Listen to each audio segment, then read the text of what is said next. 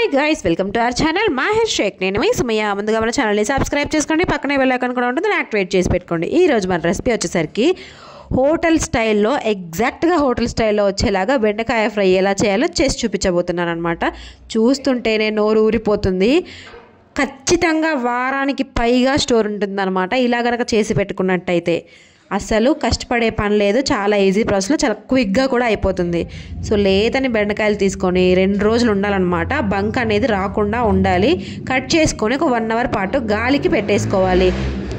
అన్నీ ఒకే సైజులో కట్ చేసుకుంటే చూడడానికి తినడానికి బాగుంటుంది అనమాట. ఇలా కట్ చేసుకొని కొంచెంసేపు ఒక 1 అవర్ గాలికి పెట్టుకోండి. తర్వాత డీప్ ఫ్రైకి సరిపడా, మామూలు ఫ్రై కాదు, డీప్ ఫ్రైకి సరిపడా ఆయిల్ అయితే పోసేసుకుంటున్నాను.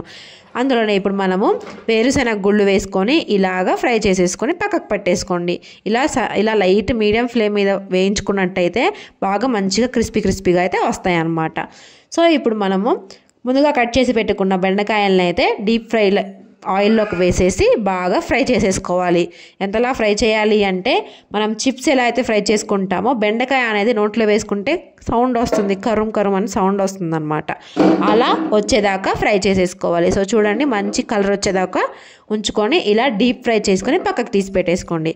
ఇలా 2-3 ట్రిప్పులు అయితే ఫ్రై చేసుకోవాల్సి వస్తుంది, కొంచెంగా వేసుకుంటూ. ఒక ట్రిప్ వచ్చేసరికి ఒక 3 to 5 minutes కంటే ఎక్కువ పట్టదనమాట. పెద్ద మొత్తంలో చేసినప్పుడు కొంచెం ఎక్కువ బాండీలో వేసుకుంటాం కాబట్టి త్వరగా అయిపోతుంది. మనం ఇళ్లలో చిన్న మొత్తంలో చేసుకుంటాం కాబట్టి ఎక్కువసేపు ఏం పట్టదు. సో అందులోనే కొంచెం కరివేపాకును కూడా వేసేసి డీప్ ఫ్రై చేసేసి పక్కన పెట్టేసుకోండి. అందులో ఆయిల్ తీసేసి పోపుకు సరిపడా ఆయిల్ అయితే ఉంచేసుకోండి.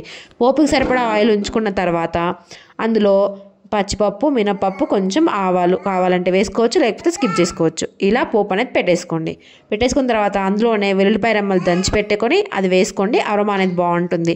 ఎండుమిర్చి వేసుకుంటే బాగుంటుంది అనమాట.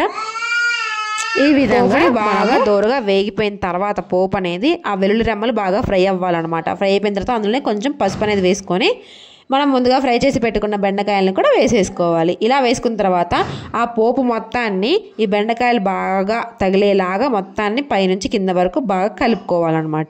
ఇలా కలుపుకున్న తర్వాత ఇప్పుడు మనము కొంచెం కారము, పసుపు, ఉప్పు అయితే యాడ్ చేసేసుకోవాలి. పసుపు మనం నూనెలో యాడ్ చేసుకున్నాం కాబట్టి పసుపు స్కిప్ చేసుకోవచ్చు. తర్వాత మనము కారం అనేది డైరెక్ట్ కారం కాకుండా వెల్లుల్లిపాయ కారం యాడ్ చేసుకుంటే ఈ కర్రీకి బాగుంటుంది అనమాట. టేస్ట్ బాగుంటుంది, అరోమా కూడా బాగుంటుంది.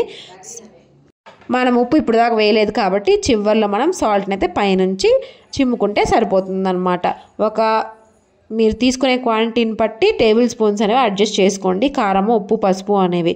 ఇలా మొత్తాన్ని కలిపేసుకొని జస్ట్ ఒక 2 minutes మూత పెట్టేసుకున్నట్టయితే ఆ కారము, పసుపు, ఉప్పు అనేది బాగా పడతాయి అనమాట బెండకాయకి. ఇప్పుడు మనం వేస్తుంటేనే సౌండ్ వస్తుంది అనమాట. గిన్నెలో సౌండ్ వచ్చింది అంటే మన బెండకాయ ఫ్రై అనేది బాగా కుదిరినట్టు. చూడండి, ఇలా కనుక బెండకాయ ఫ్రై చేసి పెట్టుకున్నట్టయితే వారం నుంచి 10 రోజుల దాకా హ్యాపీగా తినేసేయచ్చు. జర్నీలకు వెళ్ళేటప్పుడు కానీ, పిల్లల హాస్టల్స్లో ఉన్న పిల్లలకి తీసుకువెళ్ళేటప్పుడు కానీ ఇలా కనుక చేసుకొని తీసుకువెళ్ళినట్టయితే అసలు టెన్షన్ పడే పని లేకుండా హ్యాపీగా తినేయచ్చు అనమాట.